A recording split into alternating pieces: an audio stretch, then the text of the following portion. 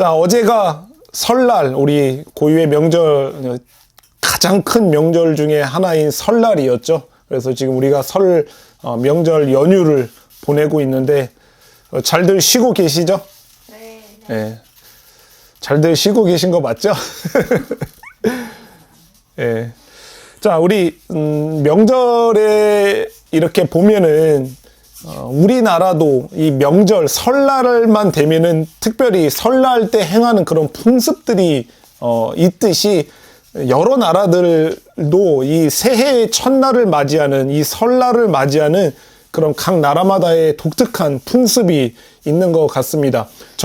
우리나라에서는 설날이 되면은 그 전날이라든가 아니면은 이 설 당일이나 그 연휴 기간 동안에 지금은 조금 잘 안 하는 것 같은데 옛날에는 복주머니를 만들어서 서로에게 이렇게 주는 또 그거를 걸어 놓는 그런 일들을 많이 했었는데 그게 뭐 복을 이렇게 받으라고 하는 복을 이렇게 건지라고 하는 그런 의미로서 이 복주머니를 서로 나누는 그런 풍습도 있었고 또 설날에 하는 게 우리가 뭐가 있으세요? 여러분들이 아시는 거?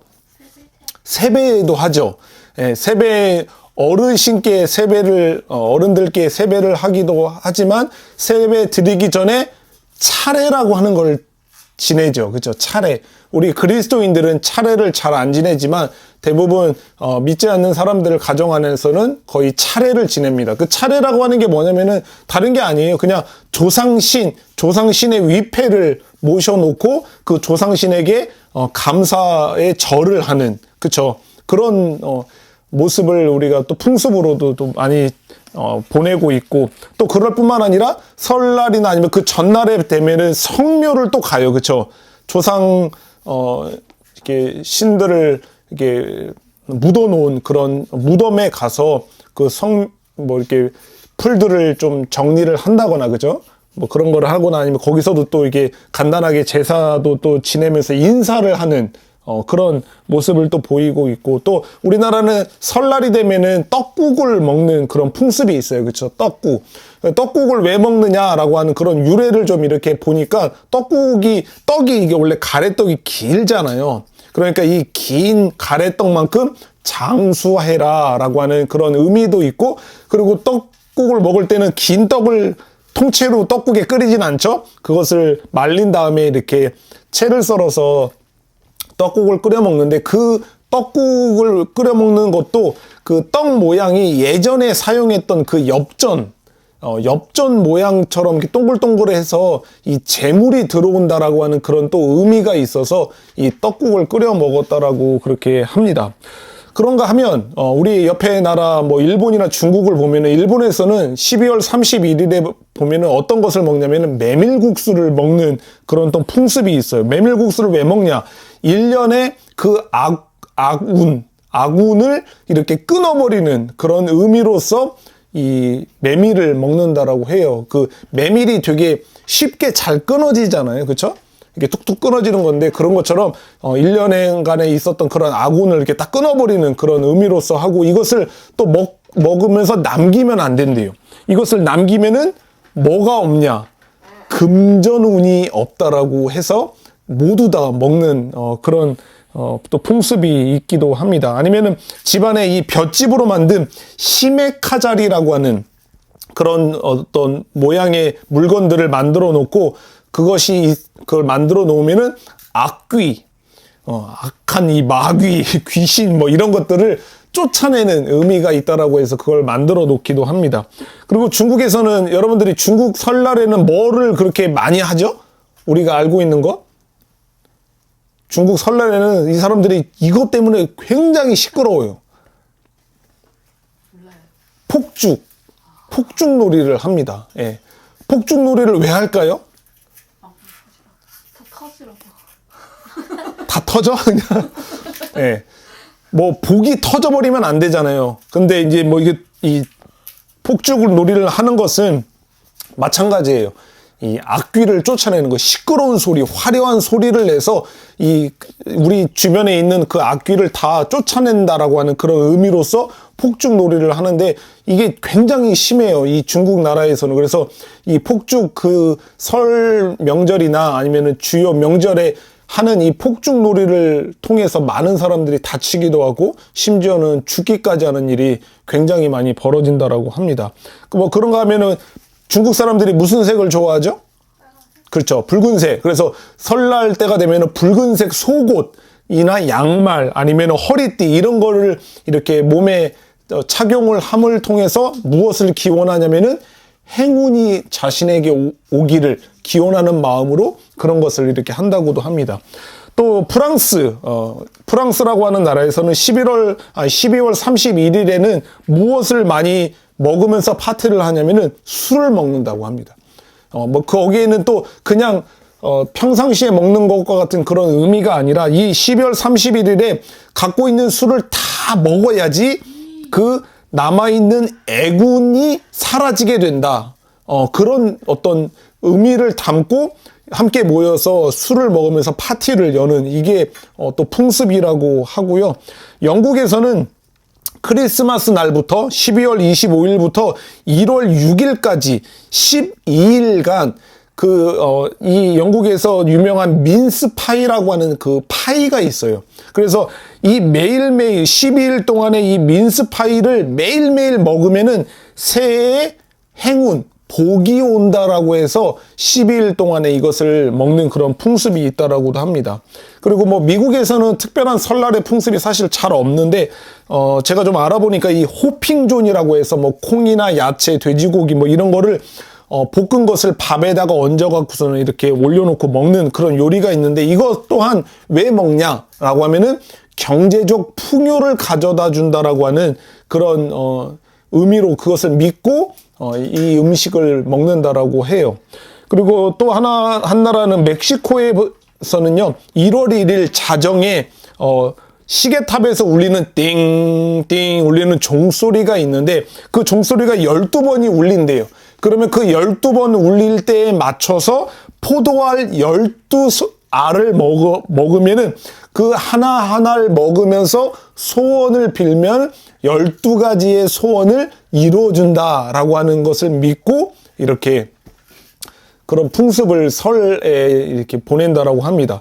뭐 이게 좀 몇 개의 나라를 우리가 살펴봤지만 우리나라뿐만 아니라 지금 제가 소개해드린 여러 나라에서도 이런 설날에 한 해의 시작이 되는 이 날에 복을 기원한다거나 뭐 건강을 기원한다거나 아니면은 악한 기운이나 어떤 귀신을 쫓아내는 어떤 그런 것을 믿고 설날에 이런 것을 행하는 풍습들이 남아 있습니다. 뭐 다양한 모습이지만 모두가 새로운 한 해를 시작하면서 자신들과 또 자신들의 가족의 건강을 기원하기도 하고, 아니면은 물질적인 풍요, 돈의 어떤 부요함, 그런 것을 바라기도 하고, 아니면 소원 성취라든가 무사 안녕, 악귀를 쫓아내기 위해서 이런 풍습을 행하고 있는 것을 우리가 볼 수가 있습니다. 이것은 뭐를 의미하냐면은 제가 생각하기에 한 해가 시작되는 날에 내가 지금 누구를 의지하고 있는가를 보여주는 것 같아요. 한 해를 시작하는 이 한 해, 이 1년의 시작이 되는 이 날에 내가 지금 누구를 의지하고 있는지를 지금 보여주는 것이고, 그리고 그리고 우리 가족을 누가 지켜주는지를 그런 풍습을 통해서도 보여준다라고 생각하고, 새해를 시작하는 이 날에 내가 누구를 가장 먼저 기억하고 있는가를 그들이 행하는 풍습을 통해서 우리가 확인할 수 있는 것 같습니다.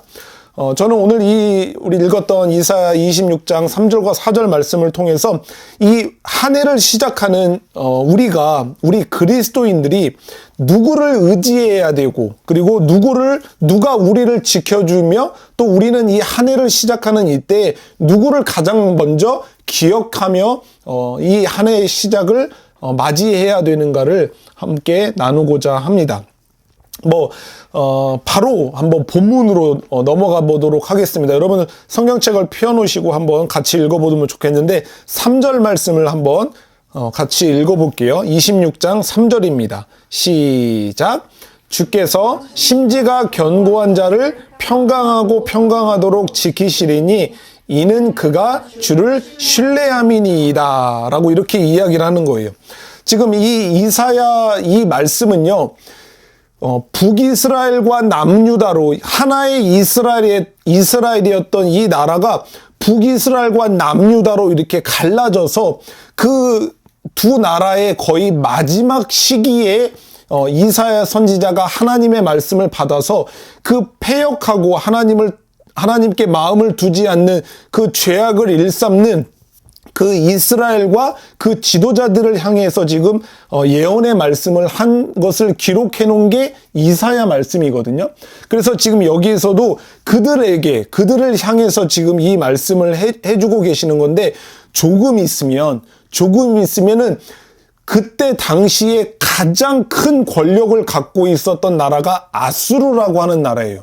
그리고 그 나라뿐만 아니라 그 아수르 나라 한 강한 나라를 멸망시키고 또 다른 강한 권력을 잡고 일어서게 되는 바벨론이라고 하는 나라가 일어나서 너희 이스라엘 백성들을 하나님의 심판의 도구로서 사용할 거다.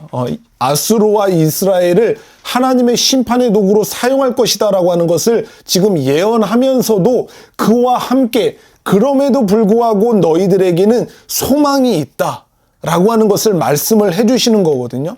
그러면서 이 심판의 메시지와 함께 너희들에게 여전히 소망이 있다라고 하는 것을 말씀하시는 중에 이 말씀을 해주고 계시는 거예요. 주께서 심지가 견고한 자를 평강하고 평강하도록 지키실 것이다. 이는 그가 주를 신뢰하기 때문이다 라고 이렇게 말을 하고 있는 거거든요.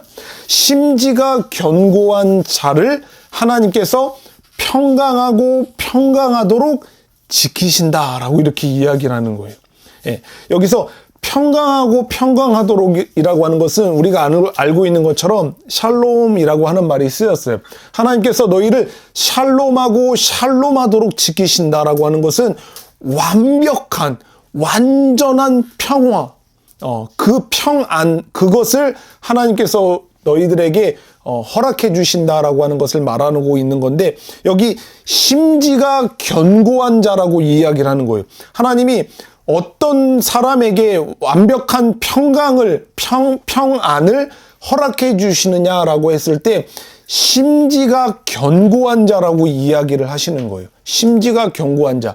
이 심지가 견고한 자를 원어적인 의미로 좀 이해를 해석을 하자면 어떤 말이냐면요, 마음이 확고한 자, 그리고 마음이 한결같은 자라고 하는 그런 의미를 가지고 있는 거거든요.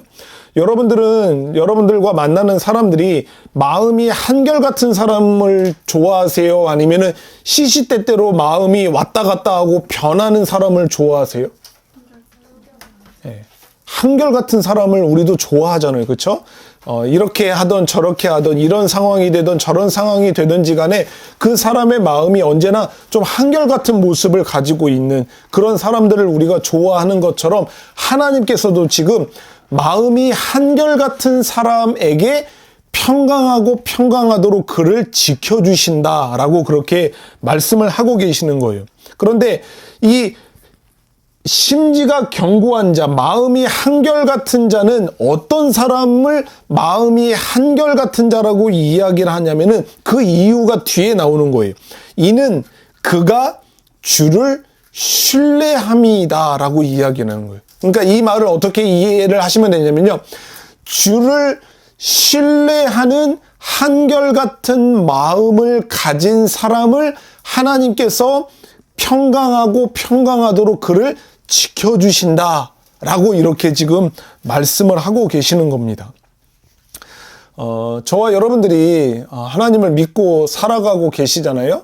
그런데 우리는 하나님을 믿고 살아가는 그 신앙생활을 하는 동안에 한결같은 믿음으로 하나님을 신앙할 때가 많나요? 아니면은 오르고 내리고 오르고 내리고 어쩔 때는 믿음이 굉장히 좋았다가 또 어쩔 때는 진짜 그 바닥에 있는 것 같은 그런 믿음의 때를 보내실 때가 많나요? 어느 때예요? 한결같을 때예요? 아니면 오르락 내리락 할 때예요? 예, 오르락 내리락 할 때가 참 많죠. 그쵸? 예, 저도 그런 모습을 보일 때가 많은데, 하나님께서는 지금 오늘 어떤 사람을 하나님께서 평강하고 평강하도록 그를 지켜주신다라고 이야기하냐면은, 주를 한결같은 마음으로 신뢰하는 자를 평강하고 평강하도록 지켜주신다라고 그렇게 말씀하고 있습니다. 여러분, 사람이 하나님을 신뢰한다라고 했을 때 그 사람이 무엇 때문에 하나님을 한결같은 마음으로 주를 신뢰할 수 있을까요? 네? 무엇이 그것을 가능하게 한다라고 생각하세요? 그것은 그 사람이 갖고 있는 강한 의지나 굉장히 좋은 성품이나 그 사람의 굳은 심지 그런 마음이 있기 때문에 그 사람이 한결같은 마음으로 주를 신뢰할 수 있는 것이 아니라 오직 한 가지 이유인데, 하나님께서 갖고 계시는 그런 독특한 성품 때문에 그것이 가능하게 되는 겁니다. 그것은 무엇이냐면은, 첫 번째는 한번 따라해 봅시다. 하나님의 불변하심. 두 번째는 하나님의 진실하심. 그리고 또 하나는 하나님의 전능하심. 이거예요. 하나님의 불변하심과 하나님의 진실하심과 하나님의 전능하심이, 그것을 알고 있는 자들이 변함없는 마음으로, 한결같은 마음으로 주님을 신뢰하며 살아갈 수가 있게 되는 겁니다. 내가 아무리 강한 의지를 가지고 있다라고 해도 그것이 가능하지 않아요. 내가 아무리 좋은 성품을 가지고 있다라고 해도 그게 가능하지 않고, 하나님이 얼마나 불변하시고 하나님이 얼마나 진실하시며 하나님이 얼마나 전능하신 하나님이시다라고 하는 사실을 우리가 깨닫고 그것을 바라보고 그것을 믿고 있느냐에 따라서 그가 한결같은 믿음으로 하나님을 신앙하며 살아갈 수 있다라고 하는 겁니다. 여러분들, 하나님은 불변하시는 하나님이에요. 하나님은 변하시지 않는 하나님이에요. 여러분들, 우리는 이 사실 때문에 우리는 한결같은 믿음으로, 한결같은 마음으로 하나님을 끝까지 신뢰할 수가 있는 거예요. 만약에 하나님이 우리의 어떠함으로 인해서 하나님의 마음이 막 왔다 갔다 하세요. 변하시는 하나님이다라고 하면은 우리는 늘 한결같은 마음으로 하나님을 신뢰할 수가 없어요. 내가 이번 주는 꽤 잘 살았는데 다음 주에 가서는 삶 속에서 막 여러 가지 죄도 막 짓고 그렇게 막 하나님이 원하시는 삶을 살지 않았어요. 그러면 하나님이, 아이고 이 녀석 아주 정말 거지 같은 삶을 살았네. 내가 너를 사랑하기로 했었는데 안 되겠다. 너 너무나도 많은 죄를 지은 거 보니까 너 안 되겠어. 내가 너를 구원하기로 했지만 너 이 구원 내가 지금 취소할래. 내 마음을 바꿨어. 라고 만약에 한다고 해보세요. 그러면 우리가 어떻게 하나님을 끝까지 신뢰하면서 믿고 살아갈 수가 있겠습니까? 그럴 수가 없는 거예요. 내가 이럴 때는 하나님이 나를 사랑해 주시고, 내가 이럴 때는 하나님이 나를 사랑하시지 않는다? 하나님을 끝까지 신뢰하기가 어렵다라고 하는 거죠. 불안할 수밖에 없는 거예요. 그런데 하나님은 그렇지 않으세요. 하나님은 불변하시는 하나님이세요. 우리가 이렇든 저런 삶을 살아가든 믿음이 조금 좋든 믿음이 좋지 못한 삶을 살아갔든지 간에 하나님께서 이미 한번 우리를 사랑하기로 결정하셨다면, 하나님이 우리를 구원하기로 결정하셨다면 그 사랑과 그 구원은 결코 변하지 않고 똑같이 흔들리지 않는 변하지 않는 그 구원으로, 그 사랑으로 우리를 사랑해 주신다라고 하는 이 사실을 우리가 믿을 때야 비로소 우리는 변하지 않는 마음으로 하나님을 신뢰하며 살아갈 수 있게 되는 겁니다. 또한 하나님께서는 진실하신 하나님이세요. 우리는 하나님은요, 사람들처럼 거짓을 행하실 수 있는 하나님이 아니세요. 하나님께서는 우리를 사랑하신다라고 말씀하셨으면은 진실되게 우리를 사랑하시는 거예요. 그렇기 때문에 우리는 사람들 앞에서 거짓을 행할 수 있어요. 거짓말로 말을 할 수도 있고 거짓으로 표현할 수도 있지만 하나님은 그런 하나님이 아니세요. 하나님께서 우리를 사랑하신다라고 했고 내가 너를 끝까지 지킨다라고 만약에 말씀하셨으면은 하나님은 진실된 하나님이시기 때문에 그 말을 우리는 끝까지 신뢰할 수가 있는 거예요. 하나님은 거짓이 없는 하나님이기 때문에 우리는 하나님 진실되신 하나님을 끝까지 한결같은 마음으로 신앙할 수가 있고 또 하나님은 전능하신 하나님이세요. 한번 하나님이 내가 그렇게 하겠다. 내가 너와 약속을 했다. 하나님께서 이렇게 말씀을 하셨다라고 한다면은 그 말씀을 하나님께서는 완벽하게 이루실 수 있는 능력이 있는 하나님이기 때문에 우리는 변치 않는 마음으로 한결같은 마음으로 하나님을 신앙할 수가 있는 거예요. 제가 여러분들에게 어떤 약속을 했다고 해보세요. 그 약속은 지켜질 수도 있지만 지켜지지 않을 수도 있어요. 왜냐하면 저의 그런 능력의 한계가 있고 그리고 내 마음에 변하고 내가 또 결심을 바꿀 수도 있기 때문에 그 약속은 지킬 수도 있고 지키지 못할 수도 있지만 하나님은 그렇지 않으세요. 하나님은 완전한 그 능력을 가지고 계셔서 자신이 약속하신 그 말씀하신 모든 것을 다 성취하실 수 있는 그런 능력이 있는 하나님이시다라고 하는 겁니다. 그렇기 때문에 우리가 하나님의 불변하심과 하나님의 진실하심과 하나님의 전능하심의 그 성품을 우리가 알게 될 때 우리는 변치 않는 한결같은 마음으로 하나님을 끝까지 신뢰하면서 살아갈 수 있게 된다라고 하는 이 사실을 여러분들을 꼭 기억하시고 그 하나님의 어떠하심을 의지해서 우리들의 마음을 그 하나님을 향하여서 나아갈 때 한결같은 마음을 갖고 하나님을 신앙하며 살아가실 수 있다라고 하는 이것을 꼭 기억하시는 여러분들이 되셨으면 좋겠습니다. 그런 한결같은 마음으로 하나님을 신앙하면서 살아가는 사람들을 하나님이 평강하도록 지켜주신다 라고 말씀을 하고 계시는 겁니다. 그러면은 여러분들 봐보세요. 하나님의 불변하심과 하나님의 진실하심과 하나님의 전능하심을 믿고 한결같은 마음으로 살아가는 그 사람들이 무엇을 끝까지 신뢰할 수가 있냐면요.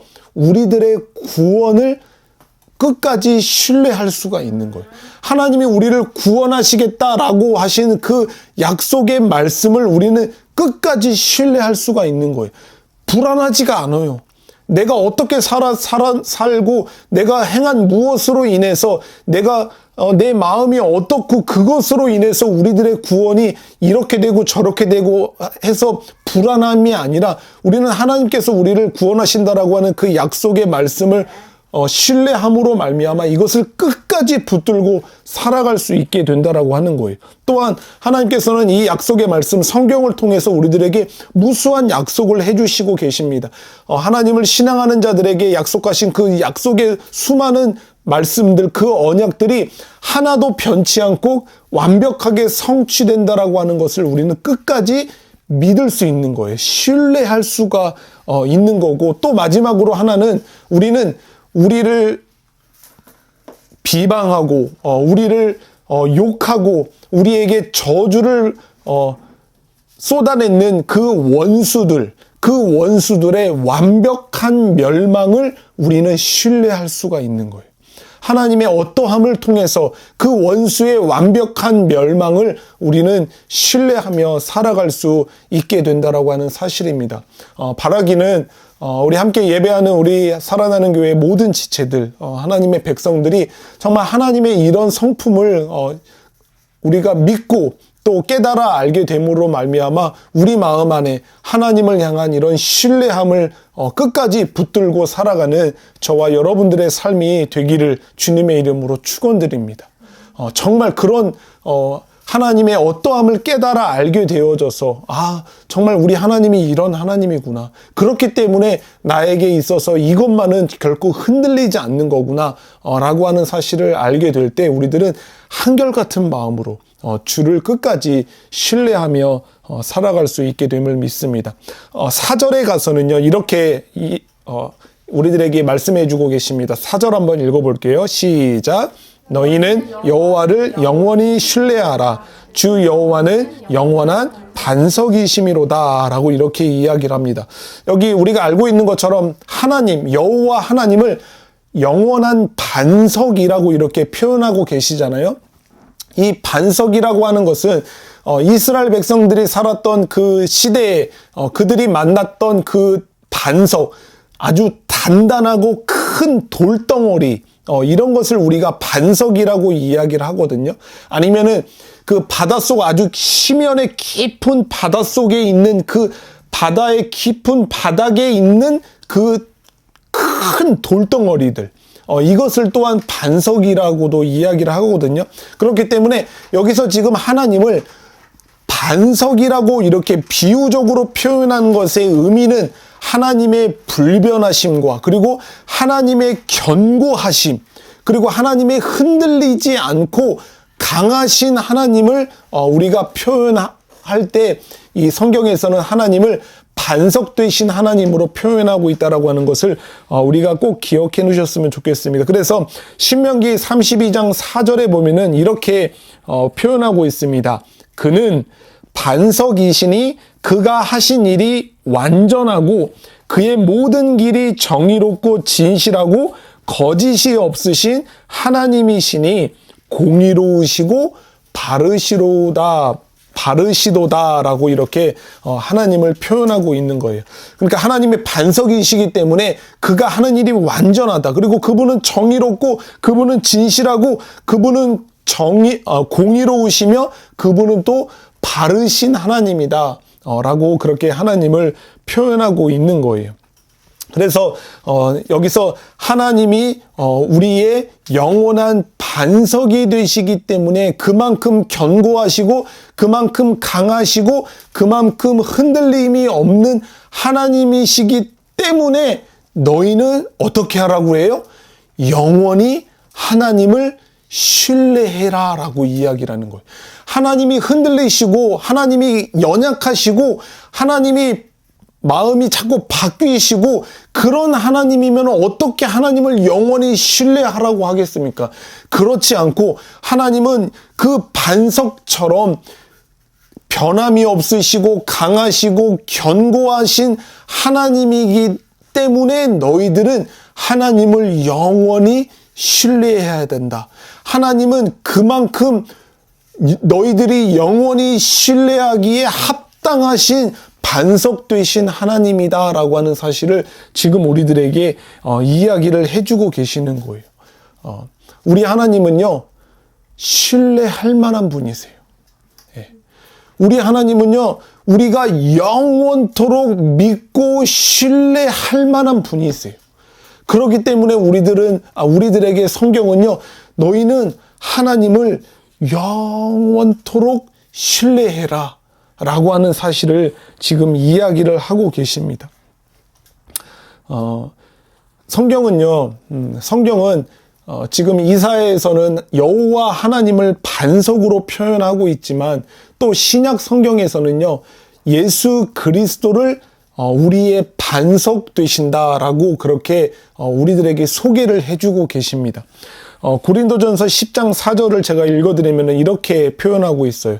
다 같은 신령한 음료를 마셨으니 이는 그들을 따르는 신령한 반석으로부터 마셨으며 그 반석은 곧 그리스도시라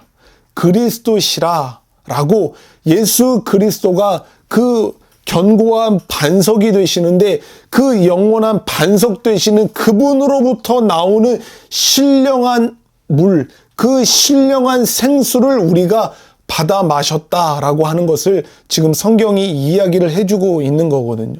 그만큼 예수 그리스도야말로 우리가 믿고 영원토록 신뢰해야 할 우리의 영원한 반석 되시는 분이다 라고 하는 사실을 신약 성경에서도 우리들에게 이야기를 해주고 있는 겁니다.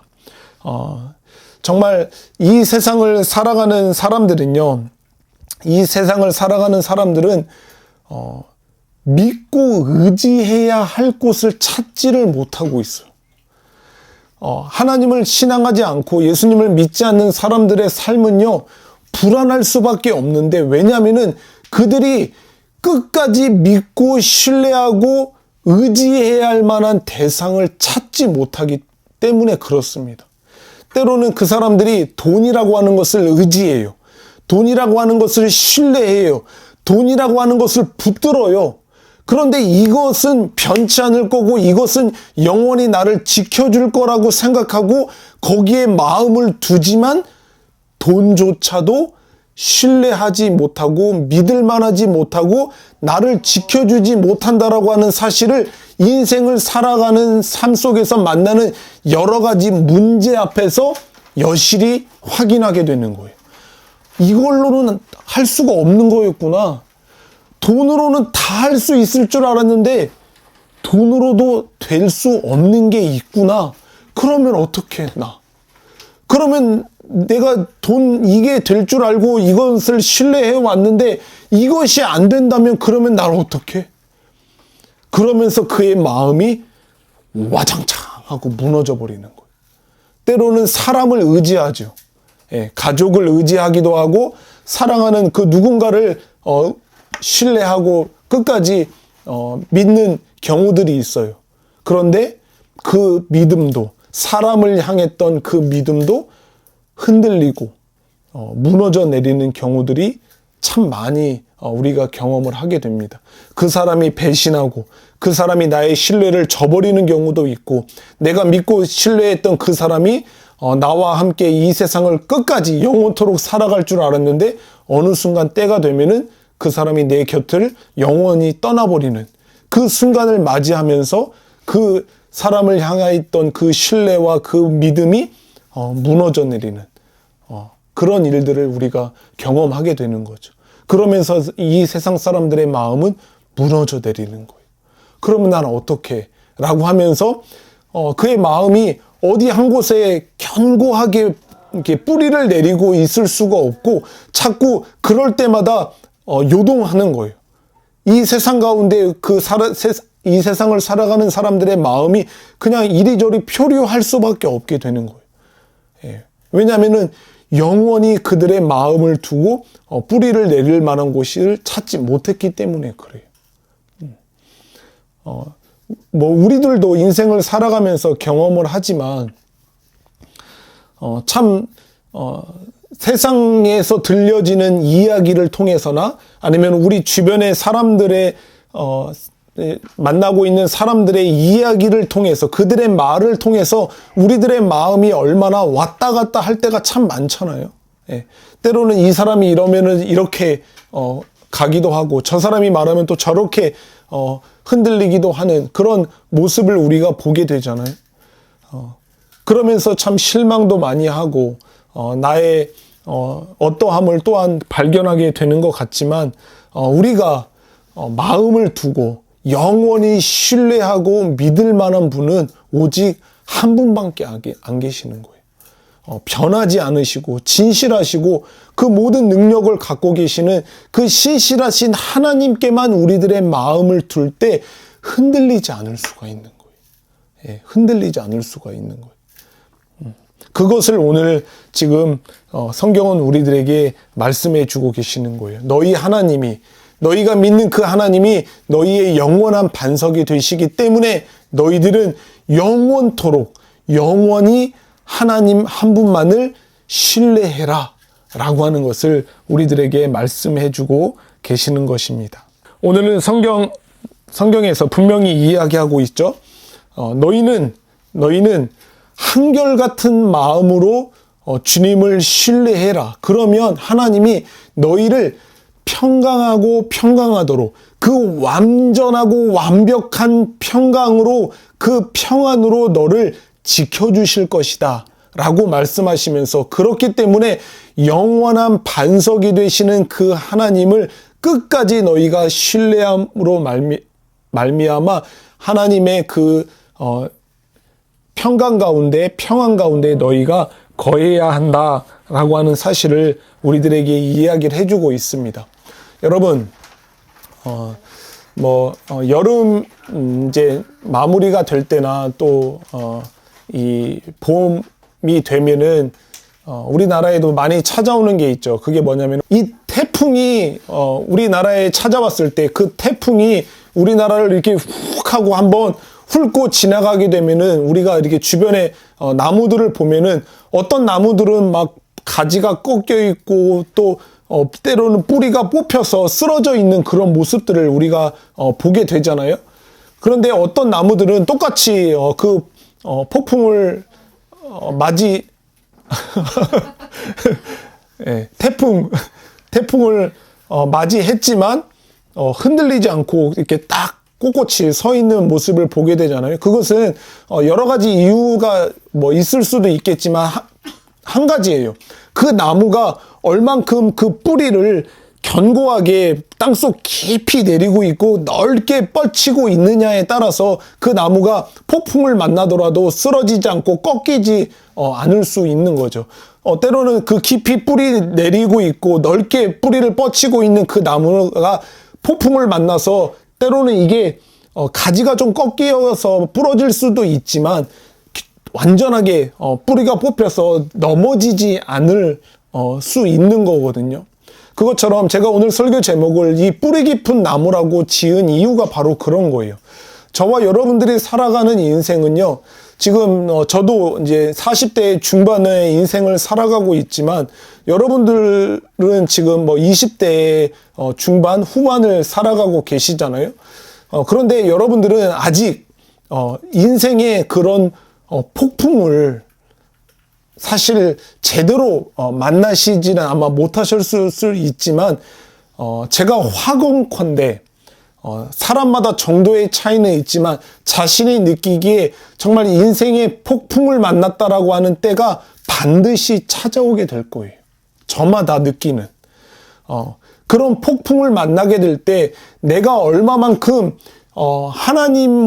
하나님 안에서 뿌리를 깊이 그리고 넓게 내리고 있느냐에 따라서 그 폭풍을 만나고 난 여러분들의 삶이 쓰러지고 넘어져 있느냐, 꺾여져 있느냐, 아니면 그렇지 않고 든든하게 버티고 있느냐를 결정짓게 되기 때문에 그렇습니다. 정말 인생은요, 우리들의 마음대로 잘 사라지지 않고, 만나고 싶지 않고, 그리고 원하지 않았지만, 반드시 인생의 폭풍과 같은 그런 고난과 시련의 때를 만나게 되는 거거든요. 그럴 때 여러분들의 마음이, 여러분들의 그 심지가 하나님의 말씀으로 그 예수 그리스도의 뿌리를 깊이 내리고 있다면, 그러면은 여러분들은 결코 흔들리거나 아니면은 쓰러져 넘어지지 않게 될 것입니다. 그 불변하시고 그 진실하시고 그 전능하신 그 하나님을 믿고 신뢰하는 사람이 하나님의 말씀으로 뿌리를 든든하게 내리고 있는 사람은요, 절대 흔들리거나 결코 무너져 내리지 않을 수 있게 된다라고 하는 사실입니다. 제가 바라는 게 바로 그거예요. 우리가 뭐 대단한 스펙을 가지고 있고 대단한 성공을 이루고 있고 대단한 연봉을 받고 있지 않는 그런 삶을 살아간다라고 할지라도 우리는 견고하고 우리의 영원한 반석 되신 그 하나님께 우리들의 뿌리를 깊이 내리고 있는 사람이라고 한다면은 그 어떤 사람보다 또 그의 심지가 견고하여서 하나님을 끝까지 신뢰하는 마음을 가지고 있기 때문에 하나님께서는 이 폭풍과 같은 인생을 살아가는 저와 여러분들의 삶 가운데 우리들의 마음을 평안하고 평안하도록 지켜주실 것이기 때문에 우리들은 결코 흔들리지 않고 살아갈 수 있게 되는 거예요. 이 세상 사람들처럼 그 뿌리를 어디에 내려둘지를 모르고 그렇게 살아가고 있는 사람들과 같이 표류하고 흔들리며 방황하는 인생을 살아가지 않고 오직 한 곳에 목적을 두고 한 곳만을 바라보고 우리들의 굳은 심지를 가지고 하나님의 말씀을 따라서 그렇게 변하지 않는, 흔들리지 않는 한결같은 마음으로 신앙을 가지고 이 인생을 우리가 살아갈 수 있게 된다라고 하는 사실입니다. 우리가 여러 가지 어려움을 만나고 고난의 때를 만나게 될 때 우리가 정말로 중요한 게 무엇이냐면 마음이 흔들리지 않는 거예요. 마음이 무너져 내리지 않는 게 중요하거든요. 언젠가는 시간이 흐르면 그 고난의 때는 지나가게 되어 있어요. 그 고난이 영원히 지속되는 고난은 없어요. 반드시 그것이 지나가게 될 텐데 그 지나가는 동안에 우리들의 마음이 쓰러져 버리고 무너져 내리면은 실패하는 거예요. 그런데 그의 마음이 무너지지 않고 영원한 반석 되신 하나님을 신뢰함으로 인해서 그 고난의 때에 우리들의 마음이 무너지지 않기만 한다면은 우리는 그 고난을 통해서 반드시 성장하기 때문에 마음이 무너지지 않는 게 중요하거든요. 그런데 오늘 말씀처럼 영원한 반석 되신 여호와 하나님 예수 그리스도께 우리들의 마음을 두고 그분을 끝까지 신뢰하는 자는 결코 마음이 무너져 내리지 않는 거예요. 영원한 반석 되신 그 그리스도 안에서 뿌리를 깊이 내리고 있는 우리 그리스도인들은요 결코 쓰러져 넘어지지 않고 하나님께서 주시는 그 평안과 평화 가운데 신앙의 삶을 끝까지 살아갈 수 있게 된다라고 하는 사실입니다. 저와 여러분들의 삶 그리고 이 새해를 새롭게 시작하는 저와 여러분들의 삶 속에서 내가 정말 이 한 해만큼은 다른 것에 마음을 두지 않고 견고한 반석 되신 우리 주님께만 내가 마음을 두고 그 한 분만을 끝까지 신뢰하고 붙들므로 말미암아 흔들리지 않는 한결같은 마음으로 이 한 해를 하나님과 동행하면서 살아보겠다 라고 그렇게 다짐하면서 그 다짐하며 살아가는 우리들의 인생 가운데 하나님께서는 이 세상에 그 무엇으로도 그 누구로도 주어질 수 없는 하나님께서 하늘로부터 부어주시는 그 참된 평안과 평화가 여러분들의 삶 가운데 그리고 여러분들의 마음 가운데 차고 넘치는 그런 하나님의 놀라운 복을 받고 살아가시는 저와 여러분들의 삶이 되시기를 예수 그리스도의 이름으로 축복합니다. 아멘, 아멘.